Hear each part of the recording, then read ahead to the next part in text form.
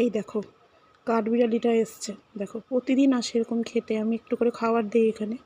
এই যে শালিকগুলো খাচ্ছে ওদের সাথে, ওই যে দেখো তো, দেখেছো শালিকগুলো তাড়িয়ে দিল কীভাবে। কাঠবিড়ালিটা প্রতিদিন আসে, প্রতিদিন আসে এরকম করে। আমি আজকে একটু এই দুধ দিয়ে একটু চিরা আমুল দিয়ে মেখে দিয়েছিলাম, তো প্রতিদিন যে এসছে আবার। প্রতিদিন কাঠবিড়ালিটা এরকম খেতে আসে। কাঠবিড়ালি খায়, এরকম ভালো লাগে আমার দেখতে। যাই হোক, ও আমাকে দেখলেই মনে করে বোধহয় ওখানে খাবার দিবে। প্রতিদিন ওই কাঠবিড়ালিটাই বেরিয়ে আসবে। আমাদেরই এই বাড়ির পাশে গাছের ডালটাতে থাকে ওইটা। এর আগে আমাদের দুয়ারেও ঘোরাফেরা করছিল, আমরা বিস্কুট দিয়েছিলাম সেটাও খাচ্ছিল। দেখো ও দাঁড়িয়ে আছে, ও মনে করছে খাবে কি খাবে না, ওকে তাড়িয়ে না দেয় ওদের। খাচ্ছিল একটু আগেই, তোমাদের সাথে শেয়ার করতে গিয়ে সেটা আর হলো না।